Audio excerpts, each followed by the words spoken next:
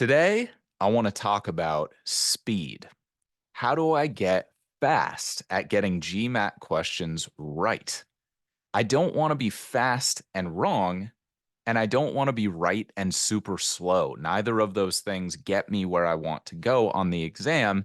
Many of you have been struggling with the speed issue for a while. Some of you might confront it eventually, and I'm going to give you a complete toolkit for mastering speed on the GMAT. Let's jump right in.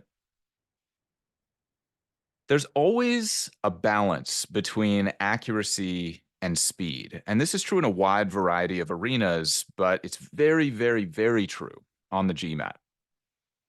Speed really helps.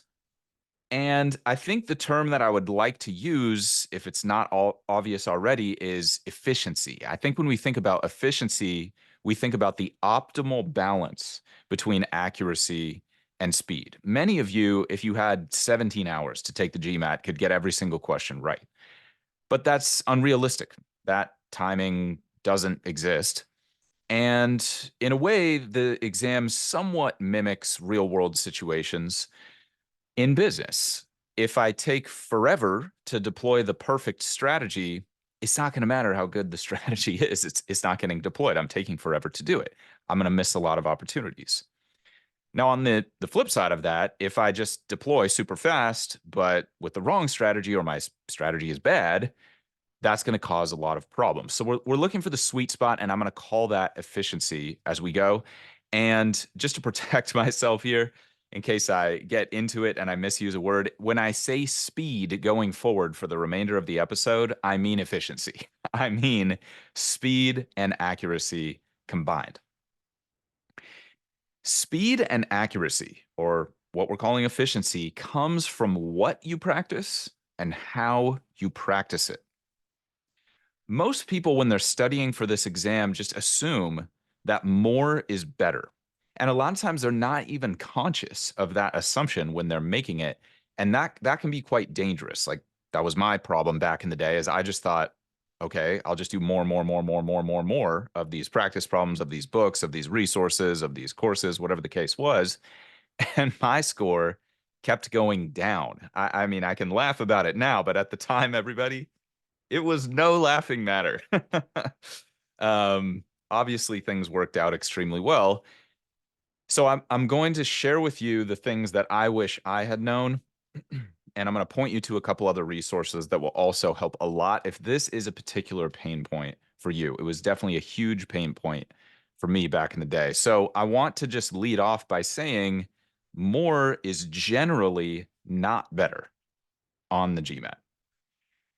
Think about it this way. For those of you in finance, do you just want more deals regardless of the quality? Is that the key to your success?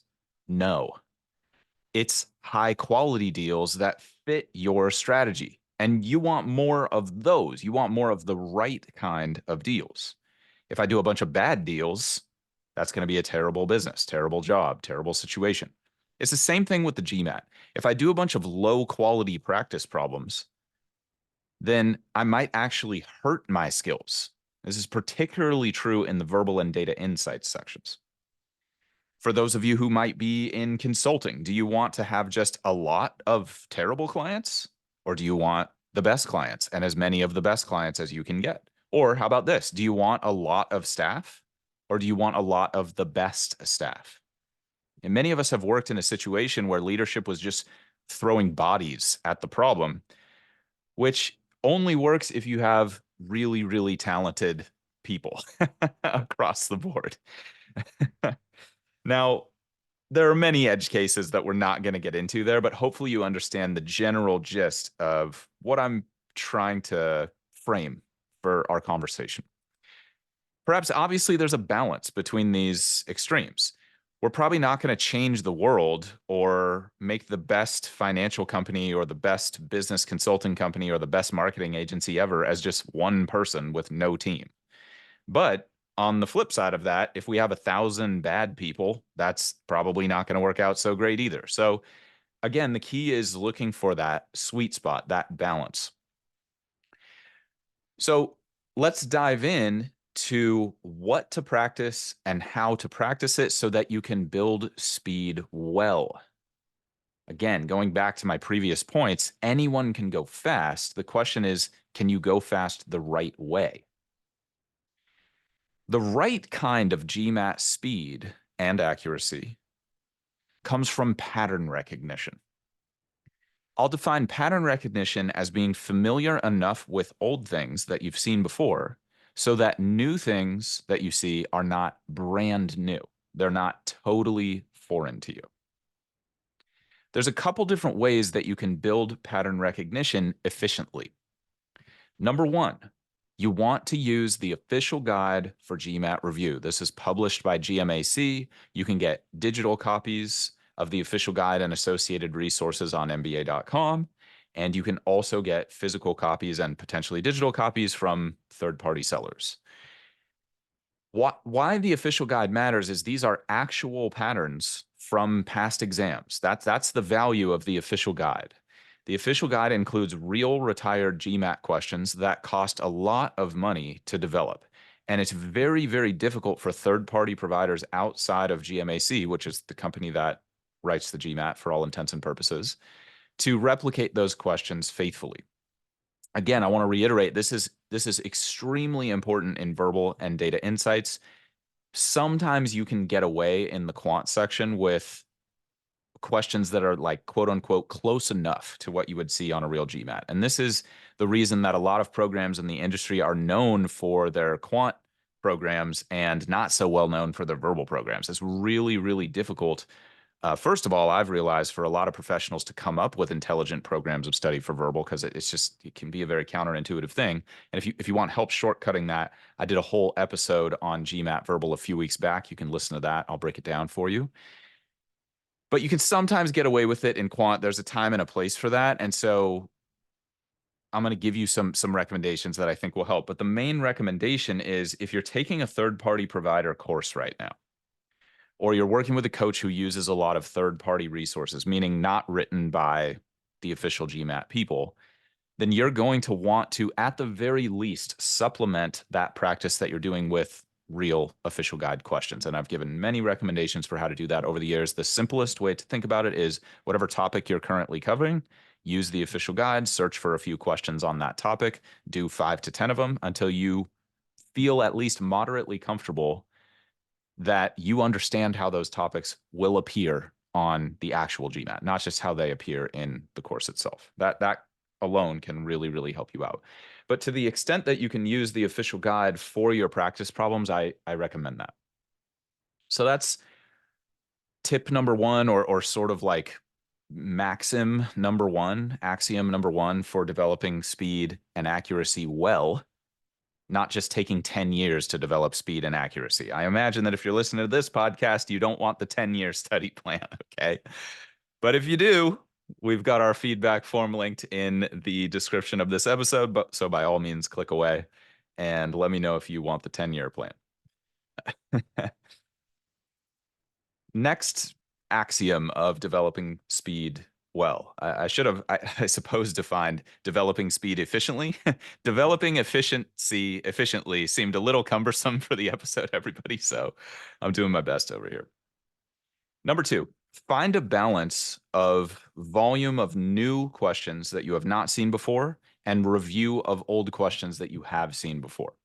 This is one of the biggest mistakes that I see people make is they're not integrating review, systematic review into every single study session. This is putting you at a major disadvantage if you're not doing this. And the good news is, yeah, the best time to plant a tree was 10 years ago, but the second best time is today. If you start doing this now, you can tap into this efficiency irrespective of whatever you've been doing.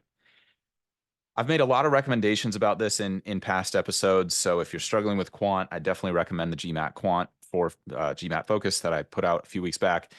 Same thing, I've got one for data insights. I've got one for verbal if you're struggling with any of the question types in those sections.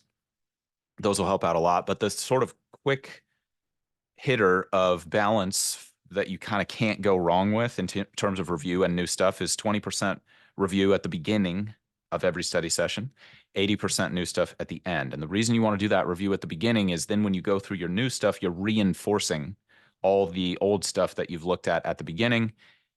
And there's a compounding efficiency gain when you study that way. If you want more advice about specific tactics for doing that well and doing that consistently, then definitely go back to last week's episode, which is how to score high consistently. A lot of that is how you plan your study sessions. And again, I'll reinforce you want to do it 100% of the time. And you want to make sure that you've got a list of questions that you've seen before that were too long or too hard for you. Either one should go in the list, and you want to return to those during that 20% time. Now, that 20% time can also be used for facts, figures, study sheets, flashcards, if that's the thing that's holding you back. But if not, if you're good on all the core material and content, then you want to hit that list of quote unquote redo questions over and over again. Now, a lot of people ask me, well, how many times should I do those questions? And the answer is until you're hitting your goal score or higher every time you take a practice exam.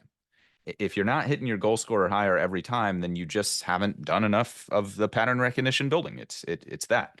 Now, there could be other things that are holding you back, like not knowing the material well enough or having big gaps in your knowledge or things like that. If you listen to pretty much any of the podcasts that I have put out between December 2023 and now, which is April 2024, all that stuff is going to be covered in extraordinary depth. But again, pick the topic you're struggling most with, and chances are we've got a specific podcast on that thing. If we don't, shoot us a DM on current social channels at the GMAT strategy or fill out the feedback form, and we will do our absolute best to hook it up for you. Okay, so tying that off, 20% time goes to old stuff, 80% time goes to new stuff. So that's when the 80% time would be like working through the next lesson in your course or program of study that you're doing new practice problems, and then every time something is too hard or too long, you want to put it in that redo list and come back to it every single time you study. Axiom number 3. You want to have a strong review process for every single question type. Now, going super deep on this is a little bit beyond the scope of this episode. I'm going to give you the quick hitter in a second. Again, I'll go deep on this in the GMAT Focus Verbal, GMAT Focus Quant, and GMAT Focus DI episodes, which are, I think, 6 weeks back. But the basics of this is you want to invest however much time is required on your review of questions so that you could explain every answer choice in that question to somebody who is just starting to study for the GMAT. So you want to be able to break down the content that's involved in the problem. You want to be able to break down why the right answer is right, and you want to have a compelling explanation for why every single wrong answer is wrong. That's kind of the quick hitter, can't fail, punchline, quick start guide version of a good review process. If you want to take that to the next level, you should have all of that written down. You should definitely have all that written down. If you're just trying to cross 600, you might be able to get away with not writing it. If you want the fastest results, write it and stop making excuses about why you're not doing this well. Like, are you going to go to business school and do a crappy job in business school? Are you going to graduate from business school and do a crappy job in your role post MBA? I hope not. I hope that's not why you're here right now. So you might as well start doing a great job at the things that are difficult to be great at now. There's just no time that's better to start becoming awesome at that than right now. Use the GMAT as an opportunity to build that muscle. And that's all it is. If you haven't been great at that at the past, start doing it. It's like going to the gym. If you haven't been going to the gym, just start going. Like, I don't know, even a bad workout is better than no workout. Same thing here. So if you want a little bit more detail, the basics is you can use web searches on quant problems specifically to help you out with that. I think there's a lot of great support from the GMAT community on online forums. For verbal, the online forums are like a 50% hit rate, I would say. And I don't know exactly why that is, but it seems to be harder to get good explanations for verbal questions when it comes to forums. So for verbal questions, I actually recommend using the explanations in the official guide itself for verbal and for data insights. For quant, the explanations are hit or miss in the book, and so you'll probably get some better hits on the web search. So that's what I recommend there. Web search your quant questions to help with what I just told you, and use the official guide explanations for verbal and DI to data sufficiency questions, which are in the DI sections. You can get good web search results for those. But integrated reasoning, which is graphs, charts, tables, MSR, multi-source reasoning, and verbal questions, you'll probably get the best explanations possible from the book. Doesn't mean that you're going to always love the explanation, but it'll help you come up with the type of explanation I was just talking to you about. Why is the right answer right? Why is every single wrong answer wrong? Written down and capable of explaining that to another person. So you're going to use the official guide. You're going to have approximately 20% review time at the beginning of every study session, approximately 80% new material in every study session, 100% of the time. You're going to have a strong review process for every single question type that you do. If you just did those 3 things, that would probably be enough to get you great speed and great accuracy, as long as you do those consistently enough over time. And again, if you need help with consistency, that's last week's episode. I go deep on the whole consistency thing. If you have been struggling to stay consistent, either with your study time or within your study time. Let me give you some additional advice that will also help. Once you've established good habits with what I was just talking about, and you're doing what I was just talking to you about during every study session and on every practice problem that you do, then you want to transition to doing some untimed practice. And that's actually probably not the right word. It's like sort of timed practice. You're timing yourself, but you're using a count up timer, not a countdown timer. And too many people skip this, what I feel is a very important interim stage of skill development. Because I've talked about this in the past, when you're getting ready for the GMAT, you're stacking skills on top of each other. So lowest level skill is like, do I understand the core material? Then the skill on top of that is, can I get one problem on this topic right? That's easy. Then can I get a medium version right? Then can I get a hard version right? Then the next skill is, can I get them right when I'm switching between topics like 10 in a row? But you don't want to have time pressure during those first 2 phases. I personally think it is super counterproductive.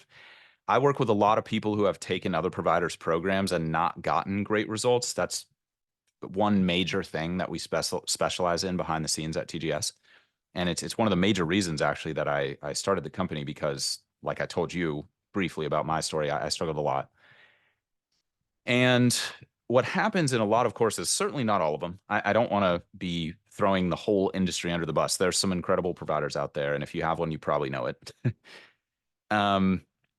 But what happens a lot of times is, a lot of instructors are very well-meaning, and a lot of students have good intentions when they're like, oh, I got to get every problem right in 2 minutes, and I might as well just start with that at the beginning right now, because, I'm going to have to get good at it eventually. And I honestly think that that is quite counterproductive. I would not recommend that. Now, if you are getting everything right and you're just cruising and crushing all the content and everything's going amazing, then by all means add in the countdown timer. But I wouldn't add that countdown timer in until you are at least moderately comfortable with this count up timer practice, where you can just look at the clock and say, oh, okay, that's what 8 minutes feels like. That's what 5 minutes feels like. That's what 3 minutes feels like. And you start to develop that internal clock a little bit before you go into the countdown practice. Now, the converse of that is, there are some programs out there that have like 0 time awareness built into the program. And I personally think that is also a bad bet. If you want to take the first week or 2 of learning a brand new thing with no time going ever, and it's just all the time in the world with no count up timer either, that's totally fine. That's totally fine if the pressure is just like too much at the beginning. But within a week or 2 of that, you're going to want to introduce the count up timer pretty much as soon as you're comfortable doing it. Even if you're a little uncomfortable with it, that's probably the right time. And that'll help shave months off your prep time. I won't go long on the like science and methods and et cetera about that. But please, if you feel like maybe I have any idea what I'm talking about when it comes to this stuff, I would just ask for your trust on that.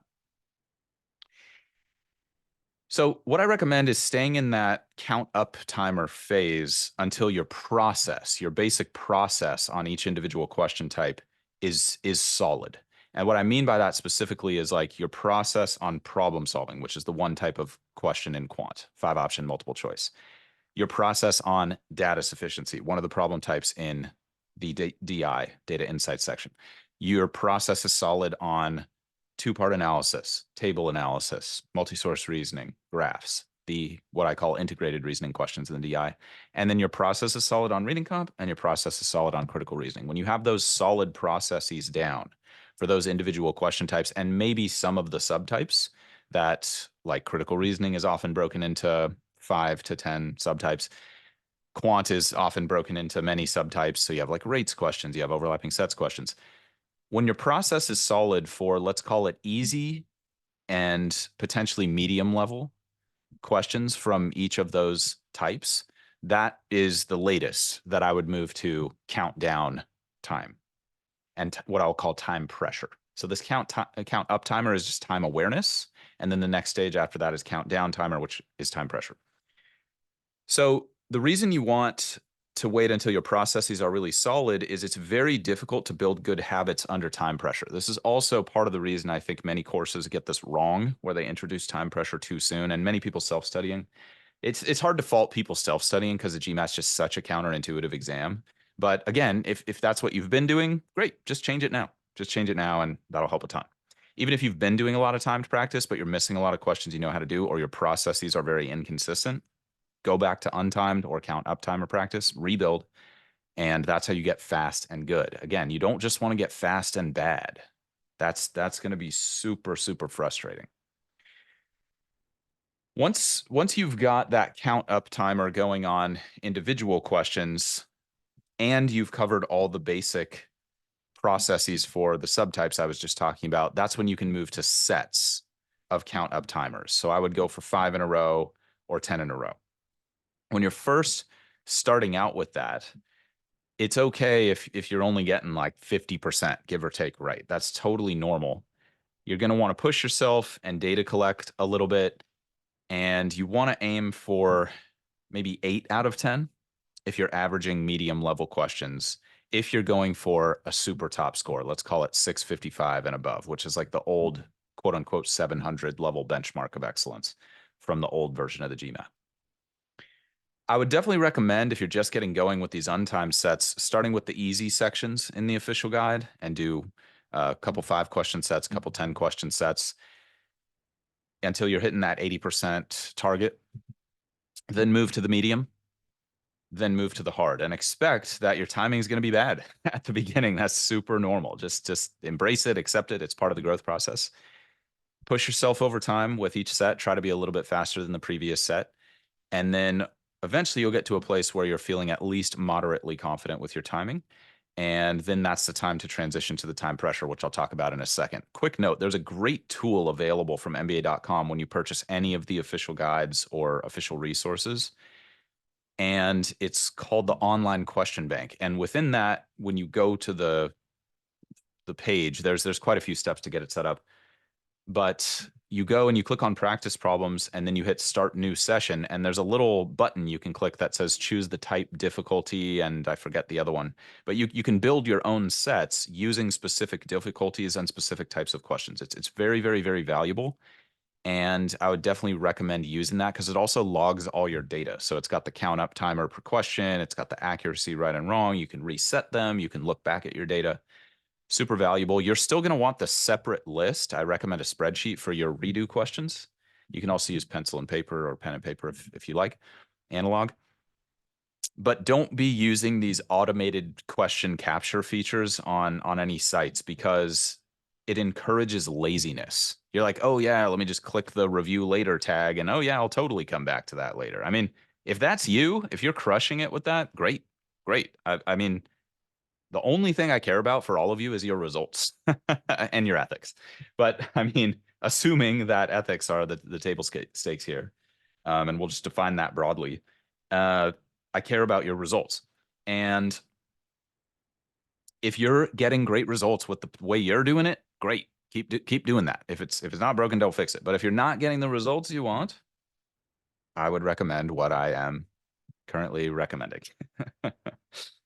Allow myself to recommend what I recommend.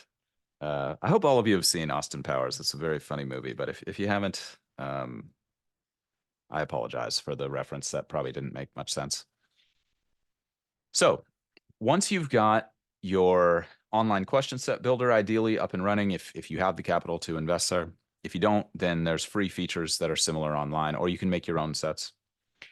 That's when it's time to move into the countdown timer sets before you take your next practice exam. Now, hopefully you took a cold baseline exam. If you haven't, then you are flirting with disaster because it's basically impossible to make an efficient study plan without a starting point.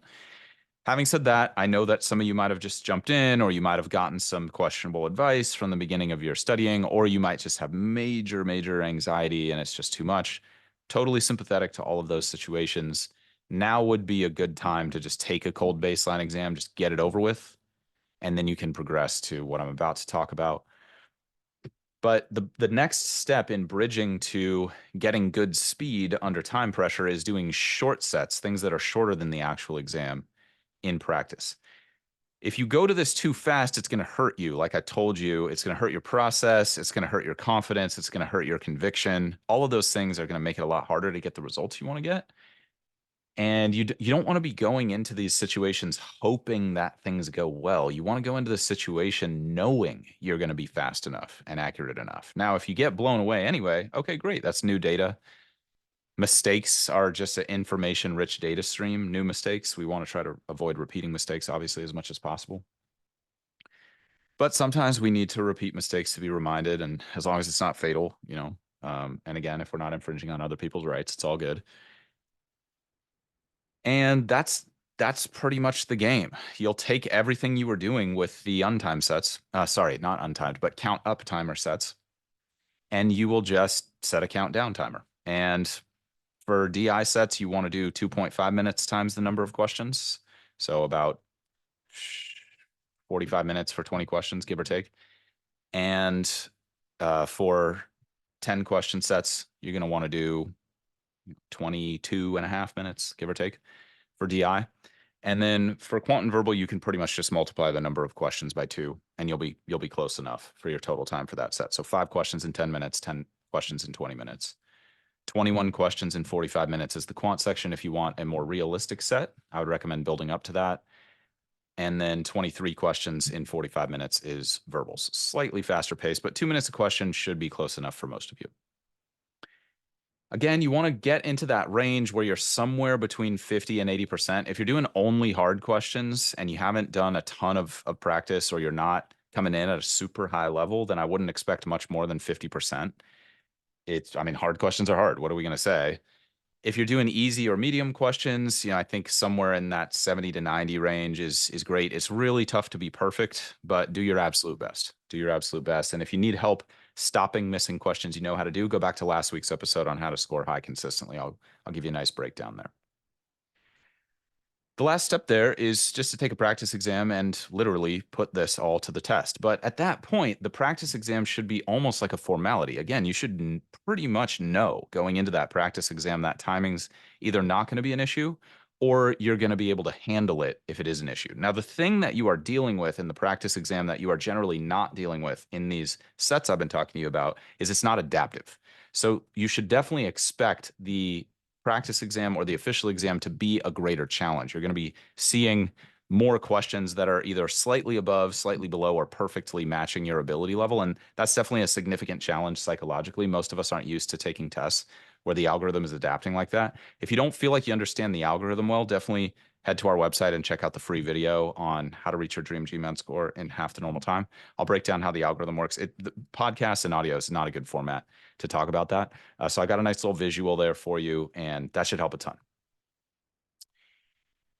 With practice exams, I'm just going to give you a little bit of advice related to the developing efficiency, speed, and accuracy piece. There's a million things I could tell you about practice exams, but I strive for the things that are going to apply to the widest variety of people and be the most useful for you. Because again, I don't think any of you want the 10-year study plan. So the first tip with practice exams is don't take too many. This is a huge mistake, and it's going to hurt your timing. I know it makes a lot of sense to just think like, okay, if I'm struggling with pacing, I just got to take 5 exams in the next 5 days and I'm going to be great at it. And that very well may work in other arenas, but I have virtually never seen that work in GMAT land. Now, I say virtually never because there are certain types of people who are so naturally talented at the exam that their cold baseline was a 6.75, and then they take 5 practice tests in 5 days, and their pattern recognition and their memory and their natural standardized test taking intelligence is just so good that their score goes up 100 points and they get a 775, and and that's awesome. Like, good for them. That's fantastic. That is not the case for the overwhelmingly giant majority of us. Having said that, there could be a tiny fraction of you where if you took 5 tests in 5 days, like maybe that would work for you. But that's such a risky endeavor because there's so few high quality practice tests out there that it's still generally a really bad idea to do that. So let me give you a better system. I'm going to give you the high level because I've gone super deep on this in the past. And again, I'll refer to past episodes if you want more on this. This usually happens I guess I won't even go into the reasons why so many people do this. Just don't do it. Hopefully I've made that point, okay? And I promise I would never say anything in a public format like this if I thought it could do any damage to your score. Like I'm try to be very careful with the language I use with all of you because I care about you. I don't want you to go through what I went through. I want you to go to the best business school that you want to go to, have the career you want to go to, become the leader you want to be. Like, this is really important. Tons of problems that I personally deal with on a societal level every day could be resolved through this. Doing my best to make this contribution and continue to grow that contribution. I'm not going to give you the whole vision right now. Let's stay focused. Okay. So, in the spirit of focus, I've talked about this a lot in the past. You want to focus more on reviewing practice exams well after you take them and getting meaningful takeaways and up to 3 meaningful, strategically chosen focus areas. I talked about this a lot last time. I also talk about it in the How to Structure Your Study Time episode from maybe 2 months ago. You want to limit it to 3. And then with those 3 areas, you want to go through every question on those areas in the official guide and turn those weaknesses into strengths. If you want a super simple plan, that's like the can't fail approach. That might not be like the most customized, most efficient thing. But if you're not going to hire a super top tier GMAT coach, which a lot of people aren't, that's a great way to do it where like you basically can't go wrong if you follow the review processes that I gave you earlier in the episode. If you just did that and none of the other stuff that I've recommended in past episodes about how to review practice exams well, if all you did was pick 3 meaningful focus areas and do every official guide question related to those focus areas before your next practice exam, you should have a reasonable expectation that your practice exam is going to improve as long as you follow the other recommendations I've given in this podcast. Now, will working on not missing questions you know how to do help with that? 1,000%. 1,000%. That is a 10x multiplier, power law, whatever you want to call it. It's just ridiculously important. And I go deep on that in last week's episode. If you do a good job of that, you will protect yourself from taking too many practice exams because some of you are studying full time right now. So maybe you can get that kind of deep review in a couple days, and then maybe you can take 3 practice exams in a week productively and strategically. If you're studying 5 hours a week, that's probably unrealistic. It might be 3, 4, 5, 6 weeks until you take another practice exam because you want to make sure you've made meaningful progress. There's nothing more discouraging than seeing the score go down, especially when you're hitting it hard and putting a lot of effort in. Like I know a lot of you are. I know a lot of you are not struggling with discipline. You're not struggling with consistency. You're putting in the hard yards. You're missing the technical aspects of what on earth is going on, Isaac. I don't understand this. Why am I going backwards?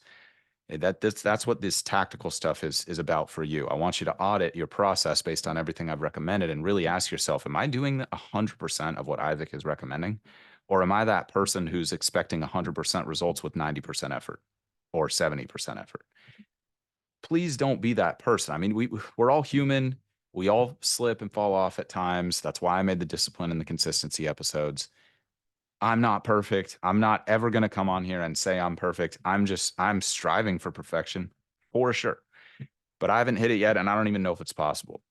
But I will definitely keep going for what I called mastery in the previous episode from last week or 2 weeks back, which is just realizing I'm getting away from my commitments and immediately recommitting to them so fast that it seems like I never stopped committing to them in the first place. That's the place that I think all of us should be striving for. And if you do a good job with that and you become a great recommitter, it is almost impossible not to have success with the exam. But you definitely want to do the hardcore audit, because I know that some of you are working for the managers who expect 100% results from you while the manager is giving like 30% effort.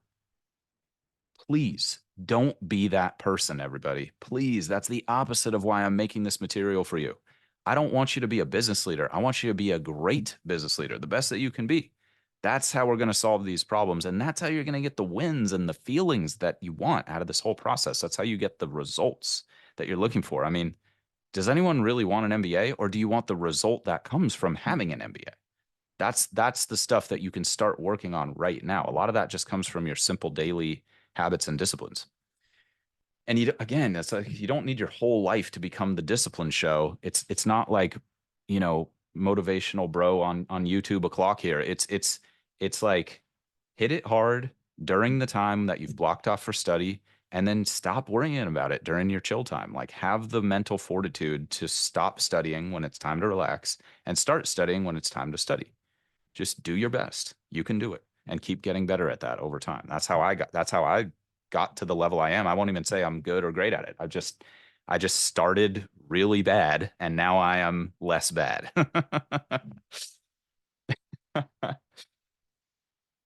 So, with all that being said,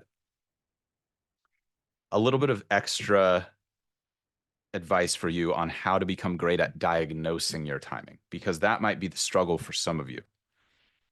Number one, if you don't know the material well enough, and that's what's causing your speed problems, that's a pretty simple fix. Most of you can probably figure that out without the information I've given you here. You probably know if you don't know material well enough. Having said that, it can be difficult to self-assess, especially with tricky GMAT questions. So the key to resolving that is more review and better review. And what I mean by more review is making sure you're executing on the review to the standard that I set for you earlier. And then make sure that you are getting enough study hours where you're getting enough problems under your belt with that review. It's a challenge. I'm not saying it's easy. I'm saying it's efficient. Okay. This is not the easy way to do this. Well, I mean, debatably it is, right? If you take the most efficient path, that ultimately is the least effort. But it might not feel like the least effort in the moment.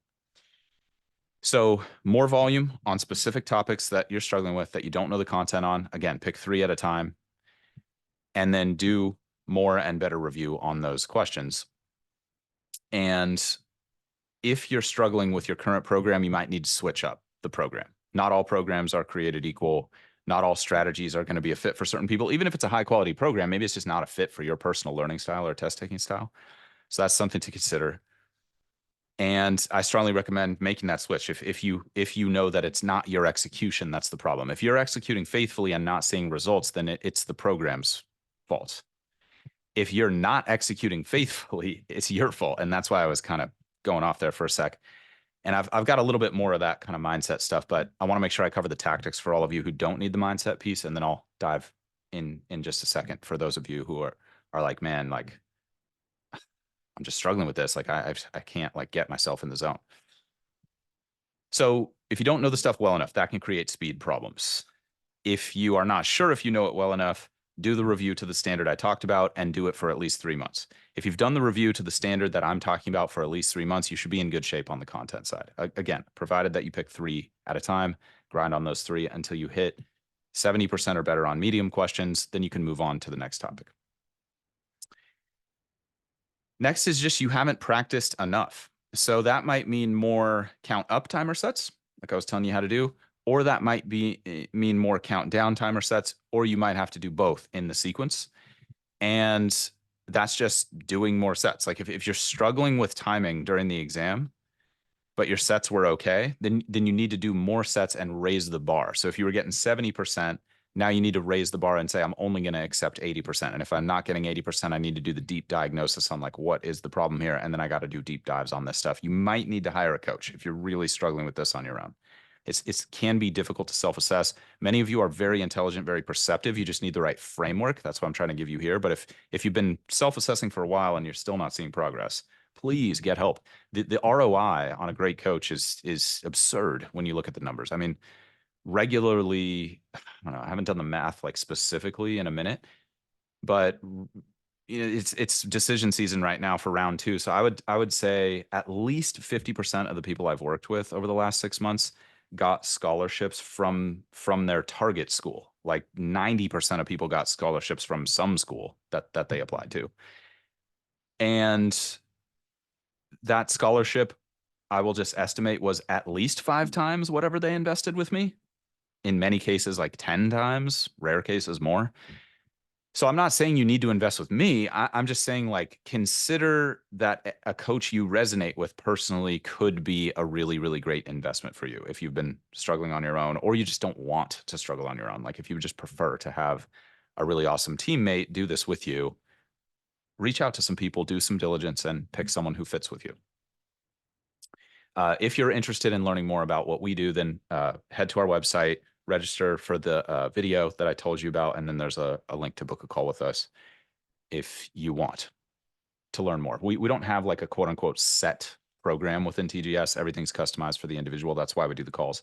But even if the program that we say we think would be best for you is not for you, like we'll still set you up with a really great plan. So it's kind of like you can't lose kind of thing. But anyway, you don't need to do that. I'm just letting you know it's there if you want it. So back to diagnosing your timing. If you don't know the stuff well enough, you just need to do more problems with more and better review. If you're still struggling with timing, even though you know the stuff, you might need more untimed sets and then more timed sets before you're ready for the pressure of the algorithm and the practice tests. And the final piece is you might have actually nailed those things, but it might just be purely psychological factors like anxiety and pressure. If that's you and you're really struggling with it, that's the time I can definitely recommend getting professional help. That if you are budget constrained, that could be in the form of YouTube videos about that specific topic, books about that specific topic from a library, or low investment books. If you have the capital, then getting a paid coach there can be a massive game changer for the whole rest of your career. You're probably going to be dealing with pressure situations. And so you might as well use this as an opportunity to get really great at it. It's definitely a buildable skill. It's like a muscle. When I first start going to the gym, I'm not going to be so strong. And when I first start confronting these issues, it might be really hard and I might not see a lot of progress at the beginning. But as long as I don't give up and I have a decent person on my team, I'm going to get better. Like I just can't not get better. And honestly, I think for all of us, just side note, I think we should all be continually auditing and improving at handling pressure because it's just so valuable. The more pressure you can handle, the more valuable you are to yourself, to society, to your friends, family, however you measure value, and the bigger impact you can have. I mean, it's just straight up true. So it's worth investing in. So those are all the tactical pieces of advice that I have for you today. I'm going to dive into a little bit of mindset stuff. If you don't like when I talk about that, just feel free to exit the episode. I mean, you can't hurt my feelings. I'm just here to help you, give you stuff that I think will be helpful for you. If you feel like you might be interested in what I have to say, I'm going to dive into that briefly. So if you do the above and you execute on this stuff and you do audit it and you're like, Isaac, I'm doing it 100%. I'm doing what you say to the best of my abilities. It is almost impossible to lose. It's almost impossible to lose the speed, efficiency, accuracy game if you follow everything I just told you.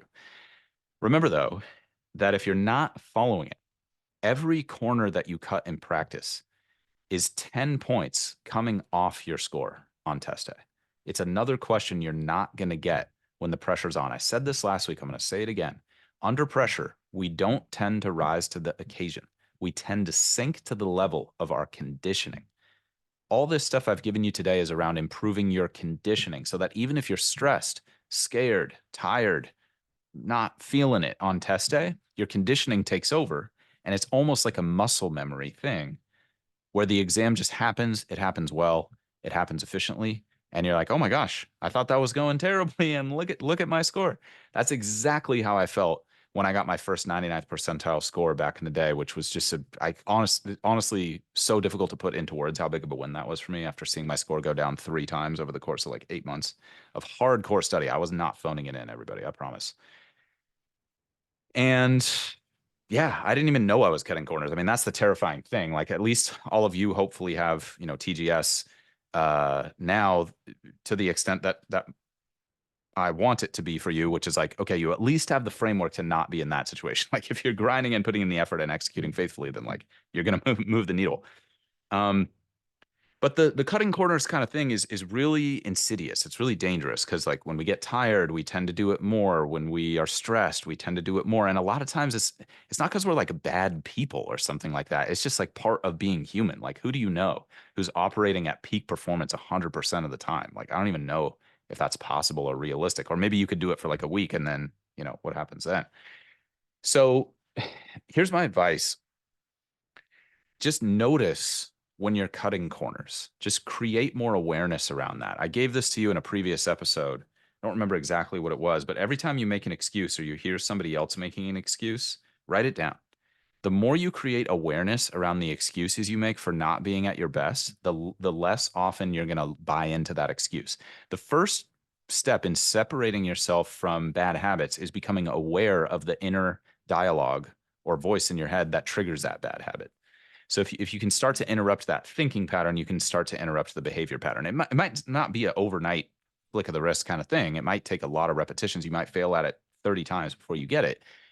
But if you keep pressing on, you will eventually be able to change it. Now, I'm talking about like nothing that would be considered like a psychological disorder. Okay. None of this is medical or psychiatric advice. This is only like, yeah, just none of this is any medical or psychiatric advice. If you are having those like mental illness, borderline level situations, then seek the help of a competent professional. But I'm talking about those of you who are psychologically healthy and you just are not living up to the potential you have. Like, this is a very common thing. And the truth is, like, that's again, just going back to, I guess I kind of said this already, but like, that's not the kind of leadership we need. And I can virtually guarantee that's not the kind of leader that you want to be. If you're leading an organization, do you want the people on your team who are like, okay, boss, you asked for 100% results, but I'm just going to give you 70? Like, do you want those people? I don't know, man. I want the people where I ask for 100 and they give me like 110. And I'm like, oh my gosh, you proactively solved this problem before I even knew it was a problem. Like, thank you. Thank you so much. What can I do to help you? If you over deliver, people will want to over deliver for you. It's not always like an instant karma kind of thing. And it's not necessarily a good policy to be like thinking about it very transactionally like that. It's just if you become the kind of person who has the habit of over delivering, you're going to create so much goodwill that it's like basically impossible to lose and not build the kind of relationships you want to build and have the kind of success that you want to have. I think a lot of us, I don't know, maybe if the messaging and culture is off or something, but it's like most of the time, everybody, you got to give first. You got to do the giving thing. It's an investment. There's no guarantee of returns. Past performance is not an indicator of future success. But if you make the habit of it and you're intelligent about the relationships you build and the organizations you partner with, it's so hard not to see it net out. So again, the person I'm talking to is a person who struggles with that. And if you had a history of doing that, you can change. Now is the time. Use the GMAT as an opportunity to build up your conditioning so that in these higher pressure, larger situations where it matters even more than it matters here, you'll already have that habit built up. And you know what's really interesting that I've personally found, I don't know if this is like true or if there's data behind it, it's just anecdotal data from me, is people can be, not always, but can be very forgiving of how you used to be if you genuinely take responsibility and communicate and say like, hey, I know I've messed this up in the past, but have you noticed I've made a better commitment to it now? Like, do the better action first. Don't just go and start talking about how you're going to do it great, because that's less effective. You want to already have the evidence when you do that conversation of rebuilding trust with someone you might have broken the trust with. Plus, also on your side, you want to know you're going to be able to deliver for them. Because if you break your word a second time, I mean, come on, is it really a reasonable expectation for them to trust you? And trust is the currency of so much business. It's the currency of internal teams, high functioning, success, awesome. Like you want to be the Chicago Bulls dynasty or the New England Patriots dynasty of business. Like trust, man. People have to be able to rely on you. You have to be able to rely on yourself. They got to have a very strong expectation that you're going to deliver based on your results, your actions, not just what you say. Okay. But if you have not done such a great job with this, people are very forgiving when you just start doing it better and you stay consistent with that over a long enough timeline. So I think it's like some of us can get caught in this negative loop of like having this identity of being someone who's like a corner cutter or like, oh, I just am not the type of person who blank. It might be time to rewrite that script a little bit. And honestly, I don't know if I'm the best person to help with that. There's probably a lot of like these self-help kind of people out there who might be better sources for this. But I'm just giving you the gentle, friendly reminder that whatever you've done is done. There's very little that you're going to go back and change that, but there's a lot you can do to make it up to people and maybe even to yourself. If you need help, like systems and structures for improving with that, the consistency episode from last week, the discipline episode from a few weeks back will really, really help with that. And just be honest with yourself. A lot of us cut corners without even realizing it. And if you're noticing that happening in your GMAT prep, just stop as soon as you realize it, go back and do it well. That's all it takes. That's all it takes is, okay, I phoned it in. Okay, there's the old bad habit coming back. Hold on a sec. Let me stop the presses. Let me go back to this problem. Let me execute on it well. Okay, Isaac, I got a little lazy yesterday. I didn't do the review process. Today, it's all about going back and being faithful to that review process. Just start building the habit now. Even if you fail at it a bunch of times, the best of the best in almost every arena failed at stuff a bunch of times. I know you already know that, but sometimes we just need to be reminded of that, if that makes sense. And for me, trying to be the best friend to you that I can be, for lack of a better expression, is just trying to give you that friendly reminder of like, hey, don't commit to being bad, commit to being great and just suffer against that commitment for as long as it takes until it's no longer a struggle to keep that commitment anymore. It's so worth it. It's the best investment. Let me say, it's one of the best investments that you can make. Okay. So again, you don't need to be perfect. But if you're not fast enough, if you're not consistent enough, if you're not disciplined enough, you need to get better. Those things are foundational to the success you want to have, to feeling the way you want to feel, to being the kind of person you want to be. And the GMAT is just a gateway along that journey of self-development and self-improvement that a lot of us are on. And if you keep going along that journey, like I talked about in last episode, like you're probably going to get everything you want and so much more. It's going to be like mind-blowing. Okay. Just yeah, I mean, that's been my experience personally, and a lot of the experience of the most successful people who I know, pretty much all of whom are way more successful than I am. But that's good. It's good. Good to be challenged. So, as always, my greatest hope is that this material will make your studies as easy and as painless as they can possibly be. If you want more tips and strategies for optimizing your performance on the GMAT, just head to our website, thegmatstrategy.com. It's linked in the description of this episode. You should be able to just tap it or click it and head straight to the site I'm talking about. And check out our video presentation, totally free, on how to achieve your dream GMAT score in half the normal time. In the meantime, this is a weekly show, so please subscribe and stay positive and stay consistent with your studies. You can do it. I'll talk to you all soon.